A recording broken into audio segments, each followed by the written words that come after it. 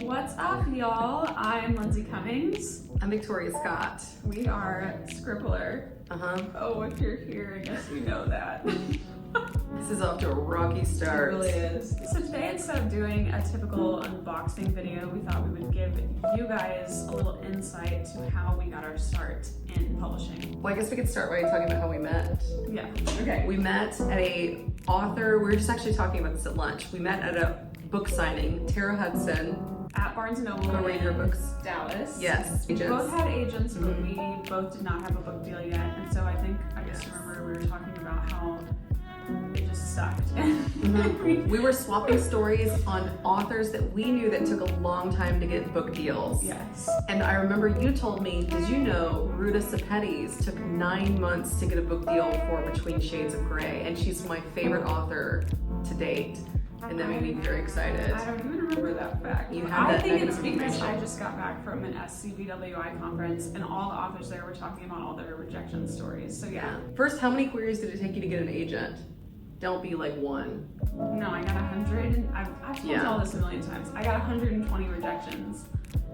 I don't remember how many I got, but it was a lot. I basically conned my first agent into representing me because I did the thing, and you should do this, where I got representation from an agent who was like super new in the industry. She was really new. She was really green. Is that the word? Green? Yeah, green. She was really green. She only had like maybe 2 baby authors under her belt. I think she'd only sold 1 deal. She was really more in like talent management or something, but she was breaking into the literary world. Anyways, I got her offer representation from her, and then I went to the person I really wanted and told them I got representation, but you don't have to tell them who you got representation from. You definitely don't. So then she ended up offering me representation, and then after we sealed the deal, she was like, by the way, who was that agent that was offering you representation? I was like, I actually went to a writer's conference, DFWCon. We've been to that together before. Oh yeah.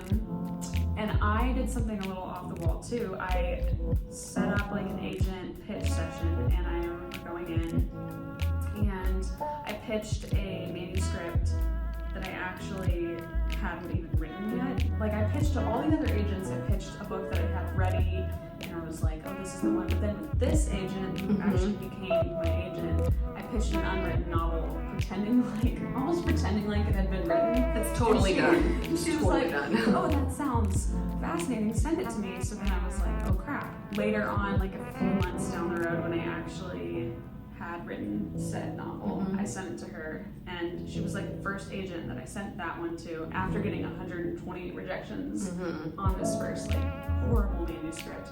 I did the same thing. So I had a manuscript that I submitted called Vanity, which will never see the light of day. And then the agent that I ended up really signing with, said, I like your voice, but this is not gonna work. I'm not gonna be able to sell this book. And she said, do you have anything else? And I sent her 100 pages of The Collector. And then she told me, whenever you're done with this, come back because I'll sell it. I can sell this to New York. I know I can. And then I said, why don't you just sign me now, and I'll be super quiet. I'll request nothing of you.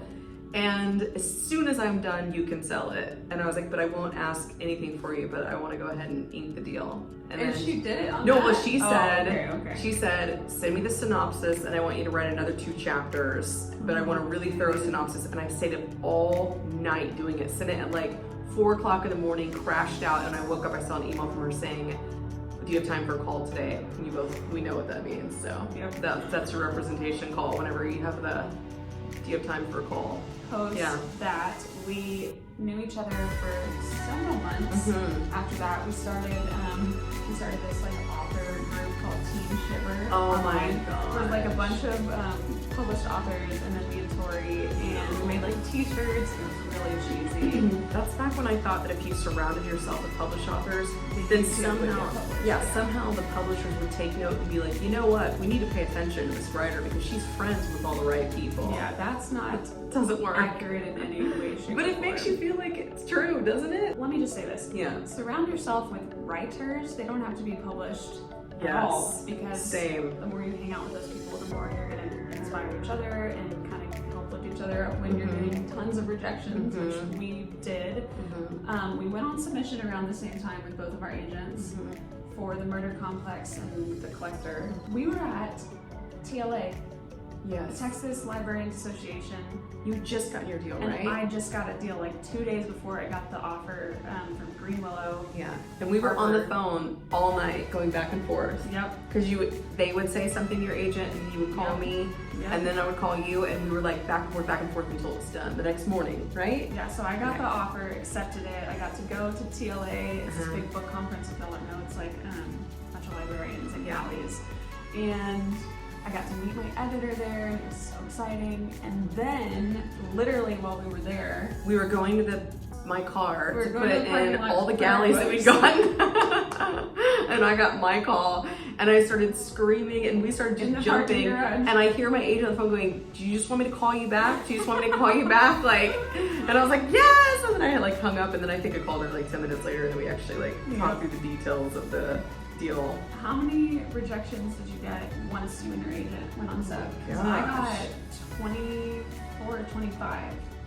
Actually was initially rejected by Greenwell and Harper, and then they came back like several months later and said, "Oh, by the way, is that still available? Can you stop thinking about it?" I don't know any of my numbers. I feel like you're scarred by them. I You know think like I your was. exact number. I was real determined. I don't remember, but it was a lot.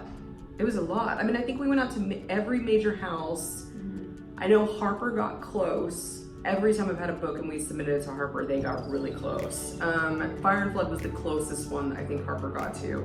And then Harlequin was the last holdout. We finally got the note from Harlequin because they had just signed another book from a girl where she was either like a soul collector or she worked for the devil and she was like a demon and worked for the devil, and it was going to be around the same time.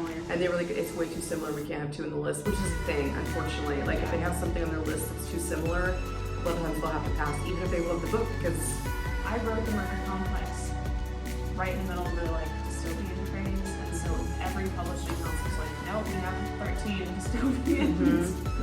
So someone just happened to think it was bloody enough, weird enough. Yeah. Like, "Oh, we'll take this one." So when I tried to sell Fire and Flood, every response we got from a major house was, "It's too much like Hunger Games, it's too much like Hunger Games." And we didn't go to Scholastic specifically because we were like, well, Hunger Games literally is theirs. Scholastic And then the bought it. last chance we were like, let's just go ahead and send it to Scholastic. And then we sent it to Scholastic. Scholastic was like, yes, this is exactly what we're looking for. are you still getting rejections on books? Yeah, me too. absolutely. Every book I put out there. I sent my last book, We Told Six Lies, was not the first book that I sent to, which just came out in March. It was not the book that I sent to Entangled at first. I sent a book called The Wild Season. I loved it so much, I wrote the whole book. Usually after you sell, a lot of times you can sell on what's called like proposal, which is like you write maybe like 80 pages of the book and a synopsis, and your agent can usually get a yes or no based on that, or at least like they want more or something. But this one I was so confident in, and usually you can get more money if you write the whole thing, because then they're more confident about pitching it to all the other editors and the marketing team and stuff. I wrote the whole Wild Season, was so confident, was like, this is gonna be my breakout book. And my editor called me and said, this bored me to tears. And I was like, Oh, But then we got so excited about We Told Six Lies, because she was like, what else are you thinking about? And I started talking about We Told Six Lies, and we just went down that road. yeah, I think the best book I've ever written was widely rejected after I hit the New York Times list twice. And I always thought, you hit that, then you have it made forever. Not true at all. It's crazy. It really is book by book. It really, but it should make you feel comfort if you've written one book and let's say self-published it and it didn't move very well, or you traditionally published, it didn't move very well. There are so many authors who you think it's their first book because it's a breakout success, and then you go on to Goodreads and you're like, yeah, it's their 10th book. I think Beth Revis had like so many many Her story is rejected. one of my favorites ever. She's like super inspirational. That's why we love her. Yeah, and everybody that reads YA now knows her name. Yeah. It's kind of cool that we got everything kind of happened like in line with each other, and we met at the perfect time to walk each other through the industry and life in general, and now we're trying to help you guys. You guys can take happiness and relief from our pain and make you feel better. So if you guys want to see more of these, just kind of like publishing talk, scribbler talk. Let us know. Scribbler talk. Scribbler talk. And if you haven't subscribed to the box, check it out. Do it. We'd love for you guys to join our Scribbler family. Yeah. That's all we have today. I feel like we needed to take the excitement momentum like way higher. Just this whole, just need to be like, I thought it was great. Oh. Conversational. okay. I'm just giving you your revision letter right now. I'm gonna leave this in at the Yeah, I end. know.